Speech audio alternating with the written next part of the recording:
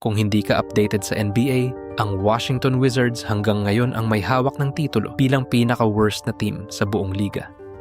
Yung dalawang stars nila dati ay dating role players lang sa mga championship teams, third or fourth options at best. Pero sumugal ang Wizards, umaasa na baka pag pinagsama sila ay may mangyaring maganda.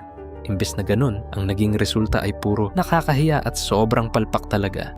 I mean, nung 2024 pangalawa sila sa kulelat. At last year, hindi rin nag-improve. Nung December 7, 2024, 20 games pa lang, ang Wizards ay bumagsak na sa isang 16-game losing streak. Kaya naging 2-18 ang kanilang pangit na record. Para sa context, 11.11% winning percentage yan. Kaya pasok sila sa top 3 worst teams sa buong 75-ish years na history ng liga. Sa point na ito, nakakahiya na tawagin pa silang NBA team. Honestly, mukha na lang silang G-Squad at hindi ka baliw kung tataya ka sa G-League Champs na tatalunin sila sa isang best of 7. Well, dumating ang December 7th, isang gabi na walang nagmarka sa mga kalendaryo nila. Makakalaban ng Wizards si Nikola Jokic at ang Denver Nuggets, isang laban na parang formality na lang kesa sa isang kompetisyon. As we all know, hindi lang reigning MVP si Jokic, siya rin malamang ang best player sa liga. At ang nakakatakot na totoo ay patuloy pa rin siyang nag-e-evolve. Like, binabasag niya ang mga expectations that season gamit ang career highs sa points at assists, habang leading din siya sa liga sa rebounds. On pace siya para sa 4th MVP niya at naglalaro na parang isang basketball cheat code. On paper, isa itong massacre na naghihintay mangyari. I mean, galing sa brutal na talo sa Cavaliers, hungry for redemption ang Nuggets, at inexpect ng lahat na magiging punching bag nila ang Wizards. Pero ang nangyari ay kabaligtaran sa inaasahan ng lahat. Nung December 7th sa Capital One Arena, sa isang laro na destined para sa isa sa mga greatest upsets of the year, nag-transform si Jordan Kid Splash Poole bilang Steph Curry at in-own niya ng todo si Nikola Jokic sa isang performance na walang nag-expect. Hindi lang ito basta isa pang regular season game.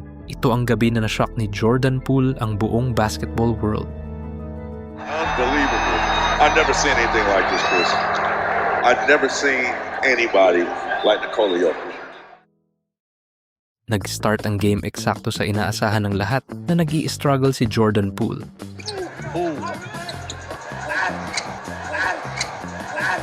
Working on Westbrook. At to be frank, nung start ng game, parang isa ito sa mga moments na mapapaisip ka talaga sa sarili mo. Binabayaran ba talaga ang lalaking ito ng $100 million? On the flip side, however, naging crystal clear naman kung bakit kumikita ng big bucks itong taong ito. Easy look, dime by Jokic, finding Christian Brown, putting two hands on the rim. Every time na pinapanood ko maglaro si Jokic, sobrang namamangha ako. Ginagawa niyang mukhang effortless ang basketball. Like, lagi siyang nagbibigay ng performances na mapapaisip ka na kahit sinong 7-footer ay kayang mag-dominate at maging superstar. I mean, tignan niyo na lang itong behind the rim shot na ginawa niyang mukhang sobrang casual lang. Unfortunately, hindi ito nag-count dahil nag-decide ang refs na maging lame. Pero regardless, si Jokic ay absolutely on a tear. Dahil just as usual, sabog ang team niya kaya wala siyang choice kundi buhatin sila. Sure, out sina Aaron Gordon at Jamal Murray. Pero come on, Washington Wizards ang pinag-uusapan natin dito. Isang team na nasa 16-game losing streak at missing din ang mga key players nila. Bago pa man maniwala ang lahat, ang Washington Wizards na pinangungunahan ni Jordan Poole ay binibigyan ng matinding laban si Jokic kung saan ang team niya ay biglang down by 11. With a bounce pass. Valanciunas. Tapos, para mas lalong magkaapoy, isang bagay na madal lamang mong makita mangyari, si Nikola Jokic ay na-body down sa sahig. Valanciunas bodying his way inside as Jokic fell to the ground. Sa mga nag-iisip na hindi tinitake ni Jokic ang mga bagay personally, think again, dahil, well, binalikan niya agad si JV para makabakit at nagsimula siyang umiskor na parang isang absolute madman. There's a big man battle going on here in our nation's capital. Battle of the big backs. Nakaka-frustrate din ito para kay Jokic. Dahil by the end ng first quarter, 5 for 7 na siya na may 11 points, 5 rebounds at 4 assists. On his way na naman para sa isa pang triple-double. Yet despite sa kanyang MVP performance, ang team niya ay trailing pa rin sa scoreboard. To make matters worse para kay Jokic, sa susunod na 24 minutes ng laro, starting sa second quarter, nag-transform si Jordan Poole bilang isang prime Steph Curry at nag-decide na ipakita kay Nikola kung sino ang boss. Ooh, deep three. Hit that one from Springfield. Alam nyo yung kasabihan na everyone gets 15 minutes of fame sa buhay nila? Well, ito na of course ang 15 minutes of fame ni Jordan Poole dahil nag-go absolutely unconscious ang taong ito at nagsimulang magmukhang number 30 din mismo. I mean, tignan nyo na lang itong nasty pump fake ni JP3 na na-fake out ng tuluyan ang kanyang defender bago na drill ang 3. Sa point na ito, feeling it na si Jordan Poole at naging isang one-man offense na siya para sa Washington Wizards. Jordan Poole has scored the last 11 points for the Wizards. Sa moment na yun, alam na ni Jokic na the game was slipping away, kaya wala siyang choice kundi mag-dig even deeper. Hindi na lang niya basta binubuhat ang team, sino-shoulder na niya ang hopes ng buong Nuggets organization. Dahil ang totoo, isa itong double-digit deficit na ilang minutes na lang ang natitira sa first half at lahat maliban sa kanya ay nakapanood lang habang nagra-rack up ng points ang Washington. At ang last thing na gusto ng kahit sinong connected sa Nuggets ay maging ganoong team. Si Jordan Poole sa gabing ito ay hindi papayag na i-steal ni Jokic ang show at nag-decide na tapatan ng apoy ang apoy. Sa second quarter na yon, nagbuhos si Kid Splash ng 16 points habang nag-counter naman si Joker ng 13 points na sarili niya. Ang third quarter ay na-play out din gaya ng second kung saan ang mga teammates ni Jokic ay nag-contribute ng onti habang si Jordan Poole ay stayed red hot. He is feeling it tonight. Na-realize agad ni Jokic na kung mananalo ang team nila, ang burden ay babagsak ng buo sa kanyang mga balikat.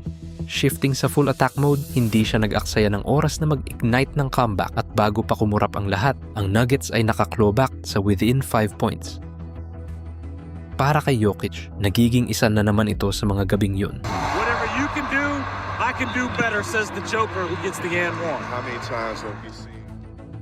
Unfortunately para sa MVP, si Jordan Poole ay naglalaro na parang prime Steph Curry, nakikipagsabayan ng shot for shot kay Jokic at ginagawang involved ang lahat. Sa point na ito sa laro, si Poole ay simply unstoppable.